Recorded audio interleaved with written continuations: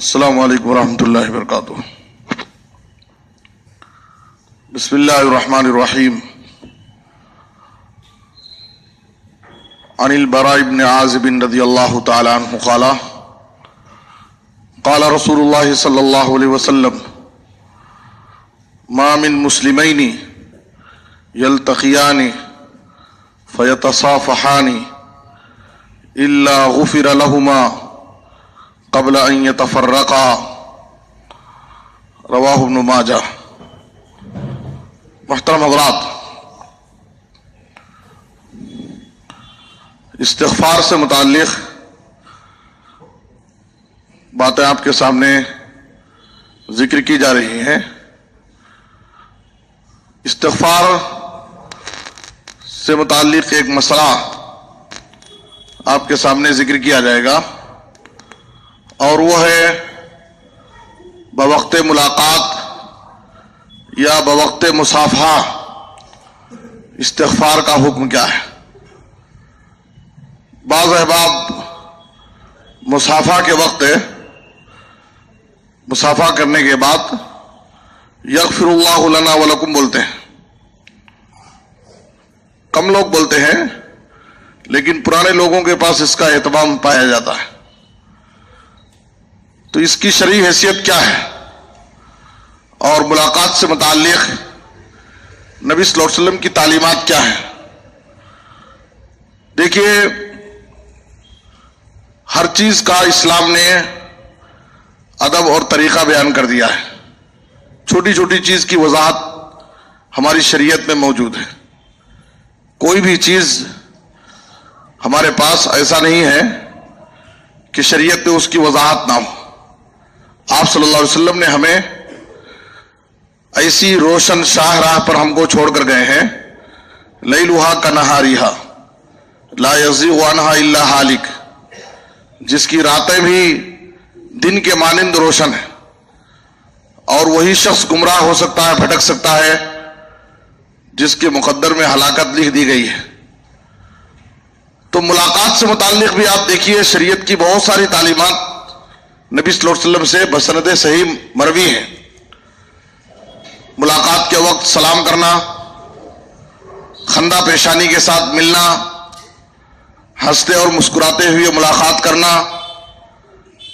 سامنے والے کو، اپنے بھائی کو مرحبا کہنا، پرجوش استقبال کرنا اس کا، اور ان سب کے ساتھ ہاتھ ملانا، مصافحہ کرنا، یہ سب نبی صلی اللہ علیہ وسلم کی سنت ہے اور صحابہ کرام کا طریقہ ہے۔ ترمذی کی ایک حدیث میں قتادہ بن دعامہ کہتے ہیں، میں نے انس بن مالک رضی اللہ عنہ سے سوال کیا، هل كانت المصافحہ فیکم یا هل كانت المصافحہ فی اصحاب رسول اللہ صلی اللہ علیہ وسلم، کیا اصحاب کرام کے اندر ان کے پاس مصافحہ کا اہتمام پایا جاتا تھا؟ قال نعم، تو کہا کہ ہاں،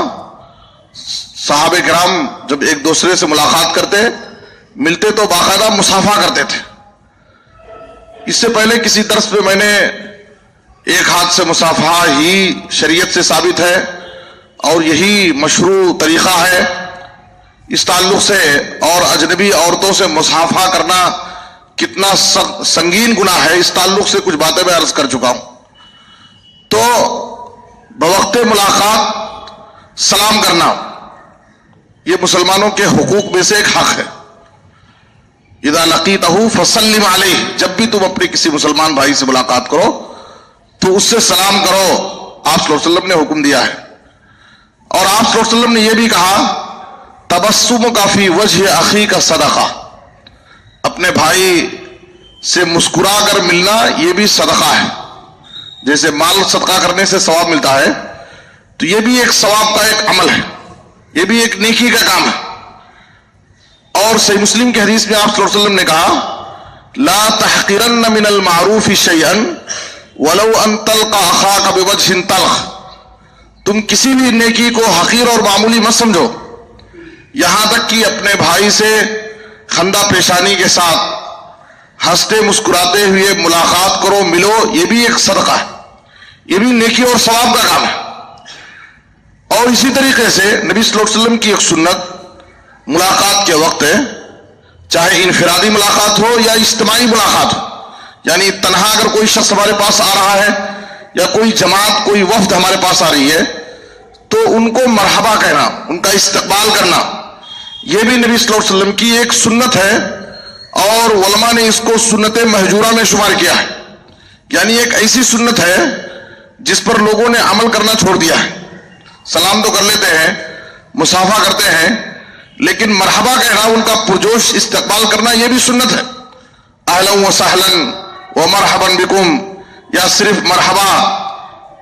یہ بھی نبی صلی اللہ علیہ وسلم کی ایک سنت ہے۔ صحیح بخاری کی حدیث میں ہے، جب آپ مرض الموت میں تھے، آپ صلی اللہ علیہ وسلم کی بیٹی آپ کے پاس فاطمہ رضی اللہ تعالیٰ عنہا ملاقات کرنے آئی، اور وہ چل کر آ رہی تھی۔ حدیث کے اندر ہے کہ ان کے چلنے کا انداز بھی نبی صلی اللہ علیہ وسلم کے چلنے کی طرح تھا۔ جب وہ آپ کے قریب آئیں تو آپ نے کہا مرحبا بابنتی، میری بیٹی کے لیے مرحبا، میری بیٹی کا میرے پاس آنا مبارک ہو، خوش آمدید، آپ نے کہا۔ صحیح بخاری کی ایک دوسری حدیث میں ہے،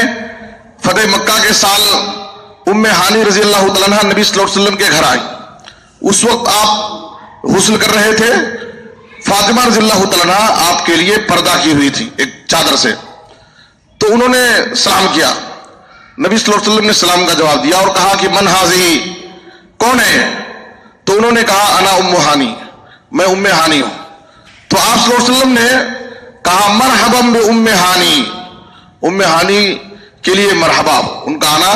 خوش آمدید، آپ نے ان کے لیے کہا، ان کا آنا مبارک ہو۔ اسی طریقے سے یہ انفرادی تنہا اگر کوئی شخص آ رہا ہے تو اس کو مرحبا کہنے کی دلیل، کوئی وفد کوئی جماعت آپ کے پاس آ رہی ہے تو اس کا بھی پرجوش استقبال کیا جائے، ان کو بھی مرحبا کہا جائے۔ صحیح بخاری اور صحیح مسلم کی حدیث میں ہے کہ وفد عبد القیس نبی صلی اللہ علیہ وسلم کی خدمت میں حاضر ہوا جماعت کی شکل میں۔ یہ وفد آپ صلی اللہ علیہ وسلم کی خدمت میں 2 مرتبہ آیا تھا، ایک مرتبہ سن 5 ہجری میں جب 14 افراد پر مشتمل یہ وفد تھا، اور دوسری مرتبہ عام الوفود میں جب 40 افراد پر مشتمل یہ لوگ آئے تھے۔ تو آپ صلی اللہ علیہ وسلم نے جب پہلی مرتبہ یہ وفد آپ کی خدمت میں آیا تو آپ نے کہا مرحبا بالقوم یا مرحبا بالوفد غیر خزایا ولا ندامہ، اس وفد کا، اس جماعت کا آنا مبارک ہو۔ آپ نے ان کو خوش آمدید کہا اور کہا کہ بغیر رسوائی کے، بغیر ندامت اور شرمندگی کے یہ لوگ خود سے ہماری خدمت میں حاضر ہو گئے ہیں اسلام قبول کرنے کے لیے اور دین کی بنیادی باتوں کو سیکھنے کے لیے۔ تو نبی صلی اللہ علیہ وسلم انفرادی طور پر، اجتماعی طور پر ہر ایک کا آپ پرجوش استقبال کرتے تھے۔ آنے والوں کا استقبال کرنا، ان کو مرحبا کہنا، ان سے ہنستے مسکراتے ہوئے خوشی سے ہنسمکھ چہرے کے ساتھ ملنا، یہ بھی نبی صلی اللہ علیہ وسلم کی پیاری سنت ہے۔ اور ان سب کے ساتھ مصافحہ کرنا، ہاتھ ملانا، یہ بھی ایک فضیلت والا عمل ہے، ایک عظیم عمل ہے، اور اس سے ہمارے گناہ معاف ہوتے ہیں۔ جب 2 مسلمان بھائی آپس میں ملتے ہیں اور مصافحہ کرتے ہیں، جب دونوں ایک دوسرے سے جدا ہونے لگتے ہیں تو ان کے جدا ہونے سے پہلے اللہ ان کی مغفرت کر دیتا ہے، بہت بڑی فضیلت ہے۔ ان دونوں کے جدا ہونے سے پہلے اللہ رب العالمین ان کے گناہوں کو معاف کرتا ہے۔ تو مصافحہ ہمارے گناہوں کی مغفرت کا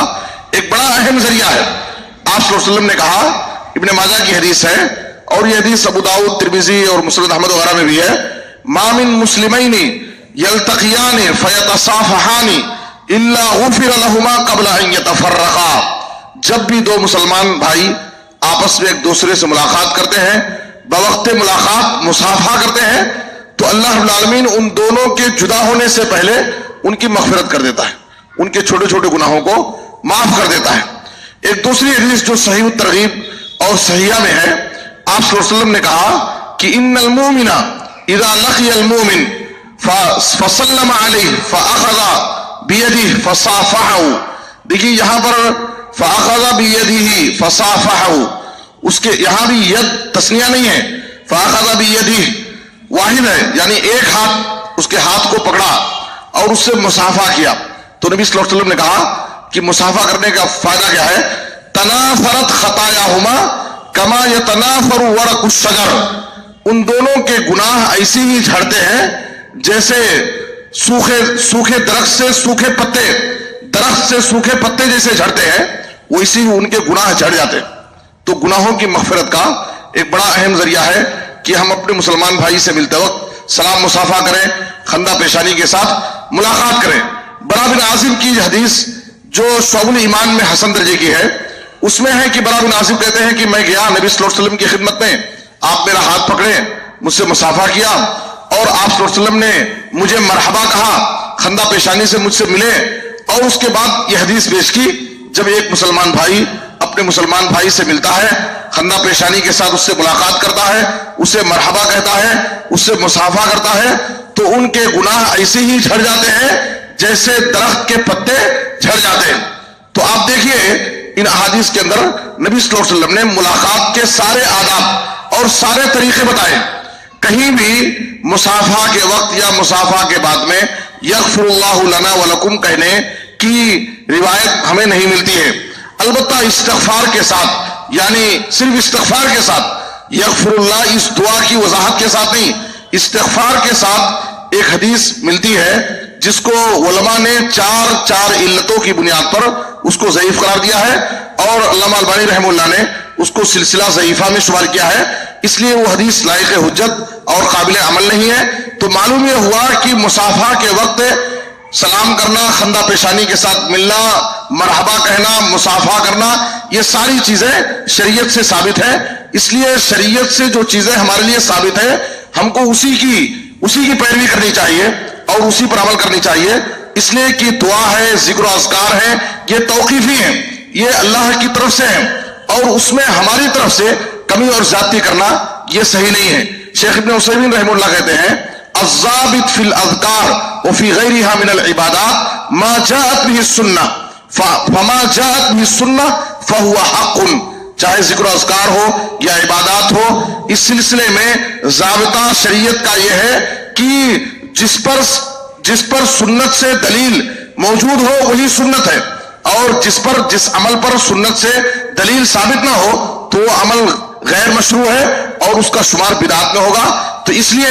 اس کو ترک کر دینا چاہیے۔ تو اس لیے ہمیں چاہیے کہ، اور اس کے بعد یہ قاعدہ ذکر کرتے ہیں لأن الأصل فی العبادات الحذر والمنع، اس لیے کہ عبادات کے اندر جو اصل ہے کہ ساری عبادتیں منع ہیں الا ایک ہی اس کی مشروعیت کی دلیل ثابت ہو، تو